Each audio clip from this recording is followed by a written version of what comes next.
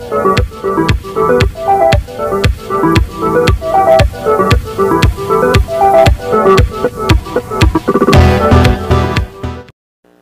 welcome po sa Leoras Vlog on YouTube channel. Ngayon po ay tayo magbibigay uli ng reaksyon na para malaman kung talagang siya ba ay nagsasabi na totoo hindi sa pamagitan ng pag-undergo ng lie detector test.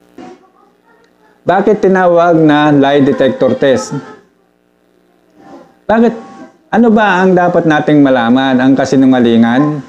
Bakit hindi yan tinawag na truth detector test? Ha? Yung pang-detect na nagsasabi ng totoo. Bakit itong machine na to, ang kaya niya lang basahin ay yung pagsisinungaling? Hindi ba niya kayang basahin ang nagsasabi ng totoo? Dapat truth detector test. Bakit lie detector test? Inisip niyo ba yun? Tapos dyan mo iaasa sa lie detector test ang katibayan kung sino ang nagsasabi ng totoo at kung sino ang nagsisinungaling. Meron dalawang klase sa tao na parehong binabasa ng detector machine.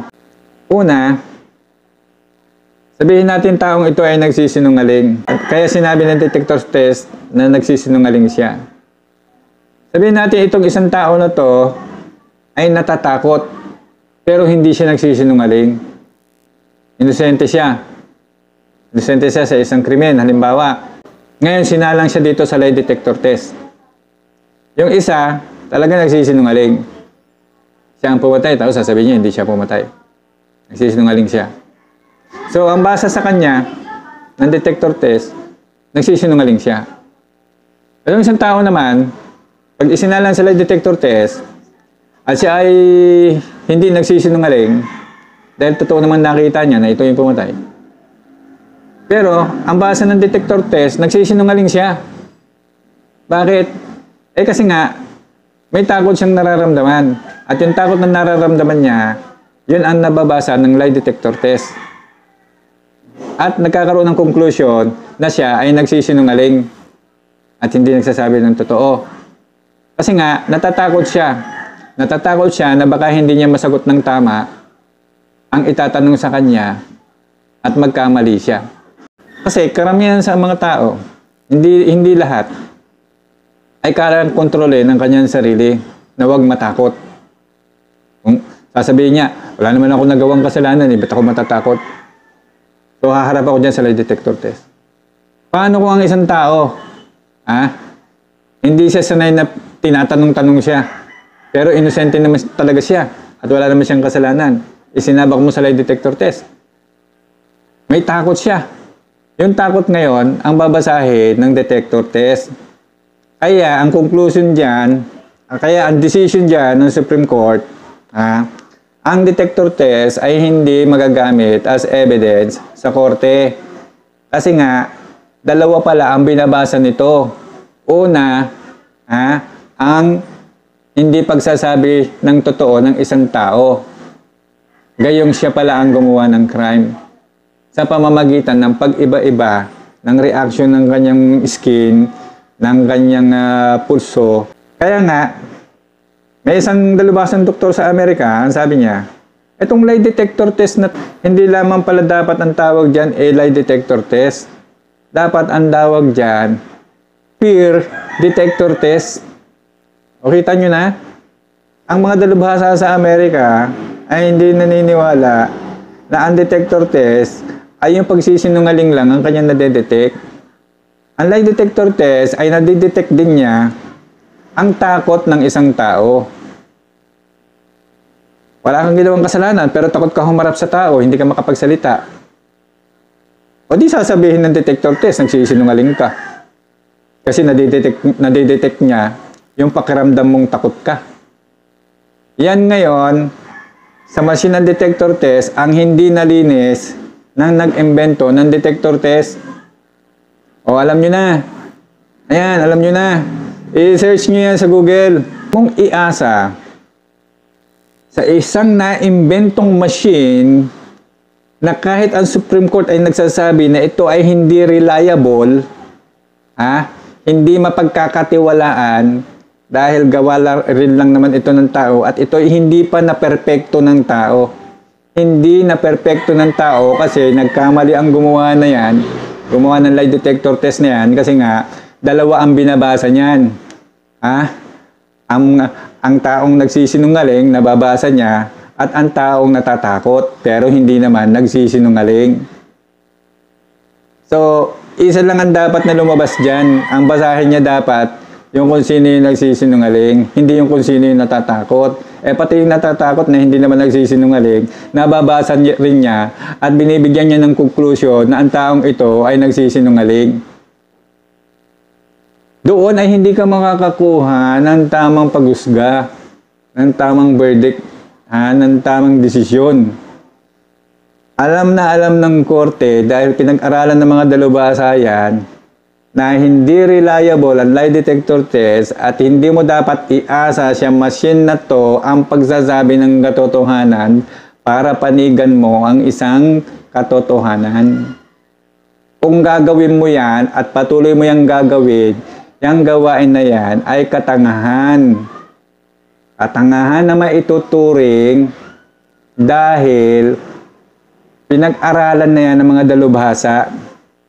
Pinag-aralan na rin yan ng Korte Suprema. Sino ka ba naman at ano ang personality mo para sabihin mo na ang bagay na yan ay reliable?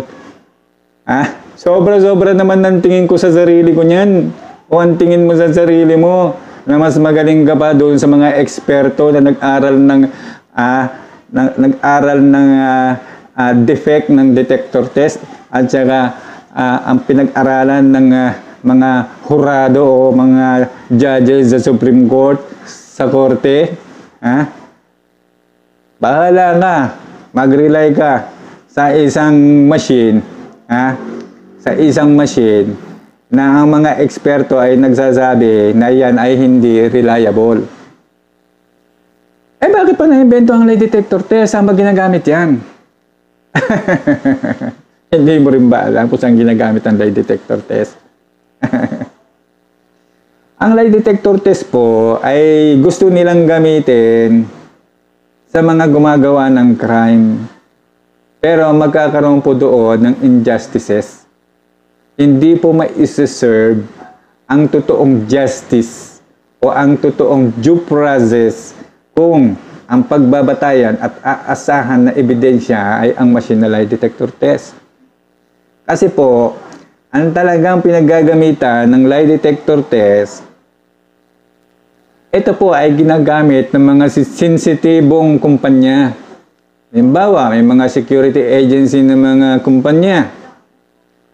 So, lahat ng ganyang mga empleyado, padadaanan niya sa lie detector test at pipiliin niya kung sino ang makakapasa doon, yun ang kukunin niyang empleyado para sa kanyang kumpanya, para itong mga ito, maging faithful and honest sa kanilang kumpanya.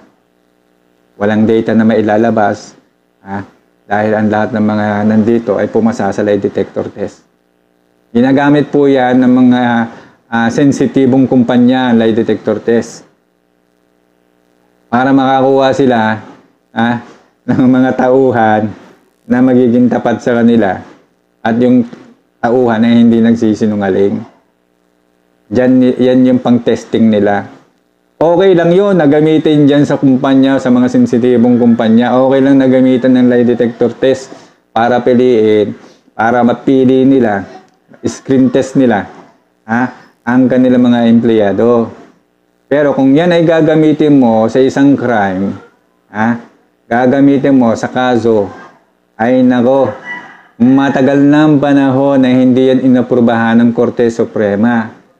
At lalong-lalo na, hindi rin yan inaprubahan na gamitin. Hindi yan inaprubahan ng mga eksperto, mga dalubhasa, hindi nila inaprubahan na gamitin ang lie detector test kasi nga, hindi perpekto ang pagkakagawa niyan, ang pagkaka-invento niyan. Nakakatawa. Nakakatawa, di ba? Sa isang tao, dalawa pala ang binabasa ng lie detector test. Kahit yung mga laruan, di ba? Yung mga laruan. Ganyan. Nilalagay yung pinapatong yung kamay na ganyan. Ha? Tatanungin siya. Mahal mo ba ako? Sasabihin ng isa. Oo, mahal kita. Tapos na kuryente. O di nag-away na yung magjowa. Sabi mo, mahal mo ako. Oo, mahal kita. Eh, ba't na kuryente ka? Ewan ko, ba't ako na kuryente? Kaya siya na kuryente. Ha? Kaya siya na kuryente kasi kinakabahan siya na baka siya makuryente. Ha? Baka bigla siya makuryente, kinakabahan siya. O, kita nyo na, doon na nga lang sa laruan eh. Ha? Tinanong siya, mahal mo ba ako? Ang sagot niya, oo, mahal kita. Pero nakuryente siya. Nakuryente siya, hindi dahil sa nagsisinungaling siya at sinasabi niya na mahal pero hindi naman niya mahal yung kanyang jowa. Mahal niya ang kanyang jowa. Kaya siya nakuryente kasi natatakot siya na baka makuryente siya kaya siya tuloy na kuryente. Yung takot niya, yun ang na-sense ng detector. Ng detector test na yan, yung laruan na yan. Nakuha niya ang point? Nakuha niya ang point? Isip-isip mga kapatid, baka naman, meron pa tayong isip na natitira dyan. Ayan po ang reaksyon ni Leorista. Ito po ang Leorista on React. Shoutout nga pala dyan sa ating mga kasadsat. Shoutout kay So What Ena. Siya po ang nag-request na magbigay tayo ng reaksyon tungkol dito sa napamaling pamagat. Hindi to napamaling pamagat. Sinadyang pamagat para magsibangon, magsigising, at maghiyawan at magingay itong mga buzzer. Itong mga buzzer, yan po ang naging epekto. Sa ginawa ninyong paggagamali, sa ginawa ninyong katangahan. Sino ang nagdurusa ngayon? Si Kit Talents, nagdurusa siya, samantalang kayo, ayan, pa-happy-happy kayo, tapos na yung vlog, kikita na kay YouTube. Pero si Kit Talents, andyan dyan, no? Hindi makalabas sa kanyang bahay, punong-puno siya ng kahihiyan doon sa mga pinagsasasabi ng mga haters and buzzers na yan dahil lang naman dyan sa sinasabi ninyo na siya ay umatras dyan sa lie detector test na yan na samantala na hindi naman na niya dapat na patulan pa ang lie detector test. Kasi nga kahit ang Korte Suprema at ang mga dalubhasa ay nagsasabi na ito ay hindi reliable. Yan naman po ay pag-isipan yung mabuti. Sana po may isip pa kayong natitira dyan. Hanggang dito na lamang mga Kaliorista. Maraming pong salamat sa inyong lahat. Thank you. Shoutout din pala kay Lisa Isetsu. Shoutout sa iyo, Lisa Isetsu. Shoutout sa iyo, Sowad Ena.